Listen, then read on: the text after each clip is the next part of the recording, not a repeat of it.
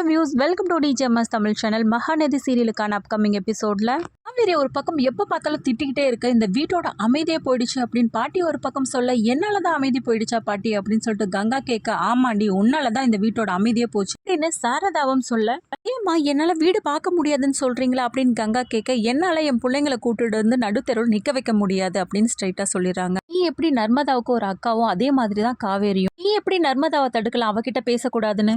நீ இவங்களுக்குலாம் ஒரு அக்கா தான், நான் இவங்களோட அம்மா, நல்லா தெரிஞ்சுக்கும். என்னால என் பிள்ளைகளை வந்து நல்லா பார்க்க முடியும், அதுங்களுக்கு எந்த ஒரு செலவானாலும் என்னால சமாளிக்க முடியும். அப்பா வெளிநாட்டுக்கு போயிட்டு இருக்கும்போது உங்க 4 பேரையும் யாரடி பார்த்தது? நான் தானே பார்த்தேன். அவர் 2 வருஷத்துக்கு ஒரு முறை தான் வீட்டுக்கே வந்துட்டு போவாரு. இது இல்லாம எங்க அத்தையும் எனக்கு துணையா இருந்தாங்க. அப்பெல்லாம் யாரு பார்த்தது? நான் தானே பார்த்துட்டு இருந்தேன். அப்ப பார்த்த என்னால இப்ப என்னால குழந்தைங்களை பார்க்க முடியாதா அப்படின்னு சொல்லிட்டு ரொம்பவே போல்டா பேசுறாங்க சாரதா. எப்படிடி எல்லாரும் உனக்கு அடங்கியே போயிட்டு இருக்கணுமா? இந்த பசங்க முன்னாடி உங்க வீட்டுக்கார எப்படிலாம் நீ பேசியிருப்ப? பாவம் இல்ல, அவருக்கு எப்படி இருக்கும் மனசு? பாரு கங்கா, நீ எப்படி என்னோட பொண்ணு அதே மாதிரி தான் காவேரியும். அவ ஏதோ ஒரு காரணத்துக்காக அவர் கல்யாணத்தை பண்ணிட்டு வந்துட்டா. அவ மாப்பிள்ளையோட சந்தோஷமா இருக்கணும். எல்லாத்தையும் நான் பாத்துக்கிறேன், எல்லாத்தையும் பாத்துக்கிறேன்னு சொல்லிட்டு எங்களோட சுமையெல்லாம் நீ சுமக்க தேவையில்ல. உன் வீட்டுக்காரோட நீ எங்க கிளம்பினாலும் கிளம்பிக்கோ, நான் இந்த பிள்ளைங்களை பாத்துக்கிறேன் அப்படின்னு சொல்லிட்டு சொல்றாங்க. 2 பேருக்கான முடிவை மட்டும் நீ எடுத்துக்கோ, இந்த வீட்டோட முடிவையும் என் பசங்களோட முடிவை நான் எடுத்துக்கிறேன் அப்படின்னு சொல்லிட்டு சொல்றாங்க சாரதா. ஒரு பக்கம் கோவில்ல யமுனா கண்ணை மூடிட்டு உட்காந்து தியானம் பண்ற மாதிரி சாமி கும்பிட, அந்த சமயத்துல இருந்து வந்த நிவின் ஹாய் சொல்லிட்டு அப்புறம் பேச ஆரம்பிக்கிறாங்க.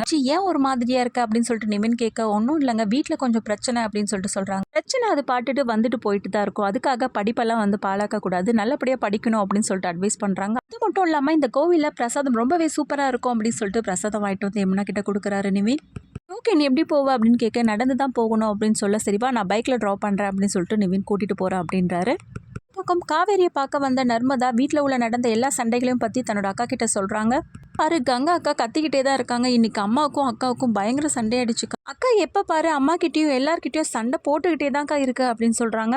கவலைப்படாத நர்மதா, எல்லாமே கூடிய சீக்கிரம் சரியாயிடும். எல்லாத்துக்கும் காரணம் நான் தான், என்னால தான் அக்கா இப்படி ஆனா. எப்போ மாறும் அப்படின்னு நர்மதா கேட்க, உடனே தாத்தா சொல்றாரு, இதெல்லாம் நீ காதலே வாங்கிக்காதம்மா, இப்போ நீ படிக்கிற வயசு, அதை மட்டும் கேட்டுக்கோ அப்படின்னு சொல்லிட்டு சொல்ல, நான் என்ன பண்றது தாத்தா, அவங்க பேசுறதெல்லாம் என் காதல விழுதே அப்படின்னு சொல்றாங்க. அந்த சமயத்துல நீ இங்க வந்துரு அப்படின்னு சொல்லிட்டு தாத்தா சொல்றாங்க. அதை கேட்டு காவேரி வந்து சொல்றாங்க, ஒரு காலத்தெல்லாம் அவன் என் மேல ரொம்ப பாசமா இருப்பா தாத்தா, இப்படிலாம் இருக்கவே மாட்டா. எல்லா விஷயங்களையும் நான் அம்மா கிட்ட சொல்றதை விட என் அக்கா கிட்ட தான் சொல்லி அழுவேன். இப்ப மாறினதுக்கு காரணமே நான் தான் அப்படின்னு சொல்லிட்டு தாத்தா கிட்ட சொல்லி அழறாங்க காவேரி. இருந்திருந்தா நல்லா இருந்திருக்கும்ல அக்கா அப்படின்னு சொல்லிட்டு நர்மதா சொல்றதை கேட்டு காவேரி, மாமாமா நானும் அதை தான் நினைக்கிறேன் அப்படின்னு சொல்லிட்டு ரொம்பவே ஃபீலிங்ஸா பேசிட்டு இருக்காங்க. தாத்தா வந்து எல்லாமே ஒரு நாள் மாறுமா, நீங்க கவலைப்படாதீங்க அப்படின்னு சொல்லிட்டு 2 பேருக்கும் அட்வைஸ் பண்றாரு.